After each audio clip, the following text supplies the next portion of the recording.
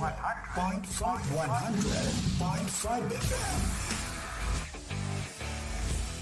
Get ready to feel the beats. It's about to get down.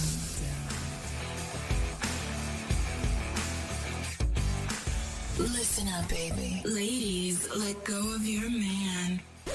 You're listening to the ladies' favorite DJ. Bringing you the best in hip-hop and R&B. You're getting busy? Are you ready for something new and hot? This is 100.5 FM, your Alignment Radio.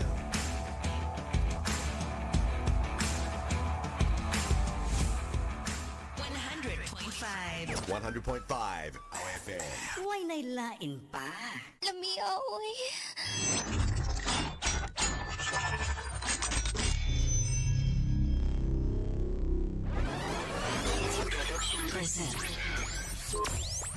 You're in the middle of non-stop good stuff on 100.5 FM.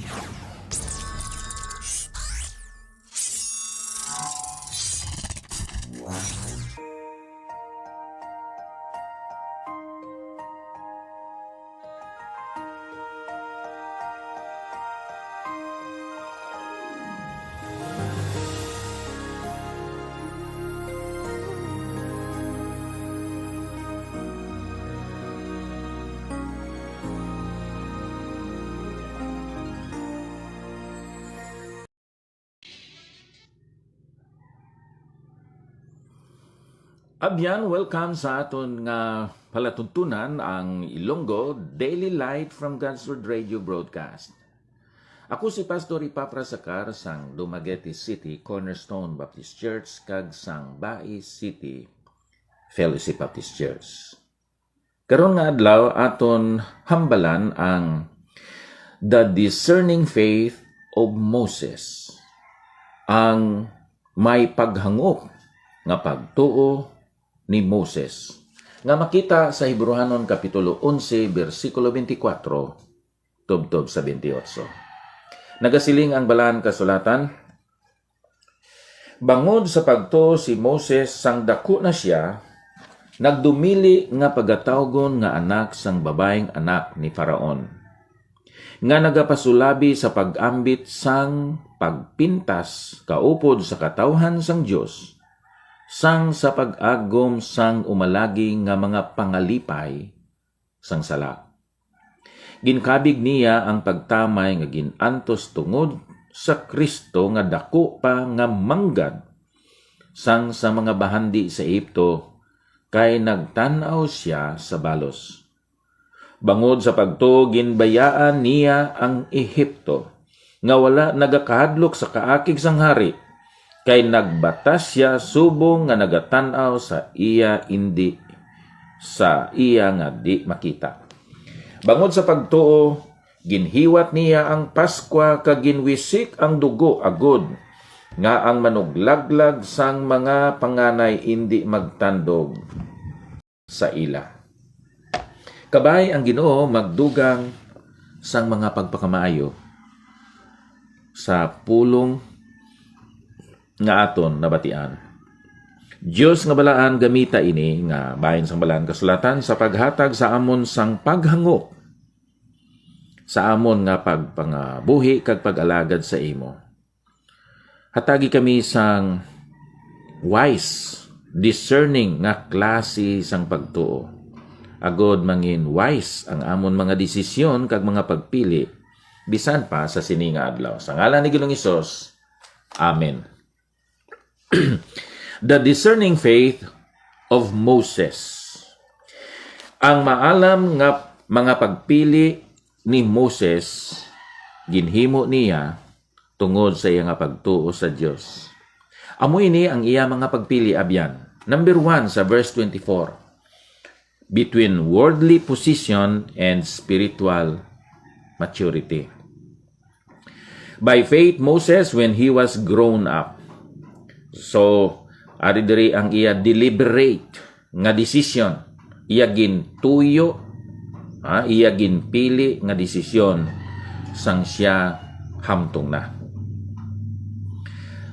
Isa yadto ka maisog nga desisyon. He refused to be called the son of Pharaoh's daughter. Nakaibaluman kamo nga siya gin-adoptar sang prinsesa o kung sang bata sang hari sa Ehipto.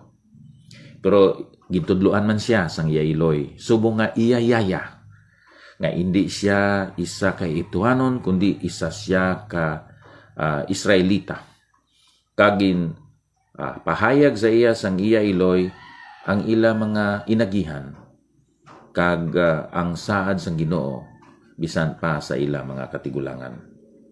Nagpili si Moses between fleeting pleasures and heroic involvement sa verse 25. He knew that there were pressures and mistreatment, choosing rather to be mistreated with the people of God. Wala siya nag-isip sa iya kaugalingon, subong isa ka royalty, subong isa ka Ehiptuanon, kundi iya ginpili ang pag-antos kaupod sa iya mga katawhan nga mga Israelinon. He knew that the pleasures were momentary than to enjoy the fleeting pleasures of sin. Abyan, may kalipay man ang sala, pero ini lumalabay, umalagi lang. Ang resulta sang sala abyan, hindi mapinadayunon nga kalipay, kundi walay puas, walay hunong nga guilt sa aton mga panghuna-huna. Bantayan naton ang aton mga pagpili abyan kay hindi naton ma-undo ang past. Hindi naton mabalik ang mga nagligat. Ikatatlo, ang iya pagpili between mundane possessions and heavenly rewards. Ano ang possession? O mangin Pharaoh siya o kung hari siya dito sa Ehipto.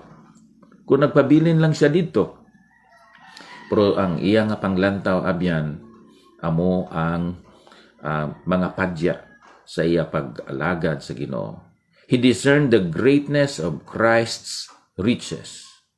He considered the reproach of Christ's greater wealth.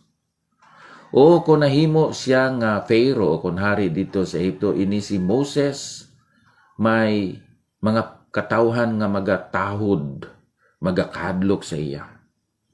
Iya matipon ang mga bahandi o kung bulawan dito sa Ehipto. Pero makilala naton siya nga Ramesses the first or the second, the fourth, etc.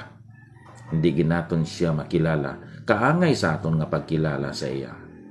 He determined to gain Christ's rewards than the treasures of Egypt, for he was looking to the reward.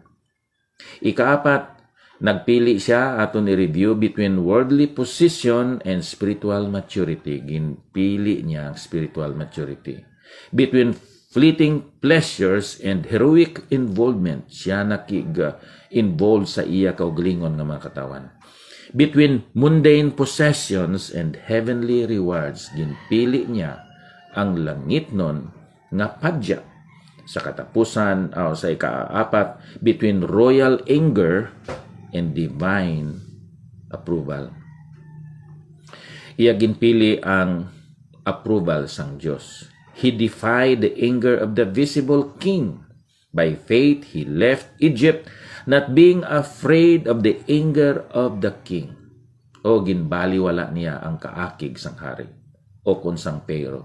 He devoted himself to the authority of the invisible king. Siya nagpasakop, nagsunod, kag nagtahod sang otoridad sang hindi makita nga hari nga amo ang Dios. For he endured as seeing him who is invisible. Amoy ng pagtuo abyan. Ang pagtuo makakita sang invisible. Ang pagtuo nagabaton sang incredible. Ang pagtuo naga-accomplish sang impossible. Ikalima, siya nagpili between human passion and godly principle. Siya ang sugod, sinang ginatawag Passover. By faith, He kept the Passover and sprinkled the blood. Ang iyang ginpili amo ang pagtuman sa Ginoo. Kay balo siya nga madamo nga mga magulang nga mga kabataan sang mga Ehiptohanon ang mapatay. May kaluoy siya. Pero wala niya na ginuna. Ginuna niya ang sugo sa Ginoo. Ang prinsipyo nga iya sa Ginoo. He sheltered the firstborn of the Israelites so that the destroyer of the firstborn might not touch them. Sino ning them? Ang mga Israelites. Ang mga magulang nga mga kabataan sang mga Ehiptoan, bisan pa ang ilagani nga mga kahayupan, mga kasapatan nga mga magulang, ginpamatay man sang angel of death. Nga kay nagtuman ini si Moses. Tungod kay iya nga ginuna ang kabubuton o ang prinsipyo nga Diyos nun kaysa iya nga human passion.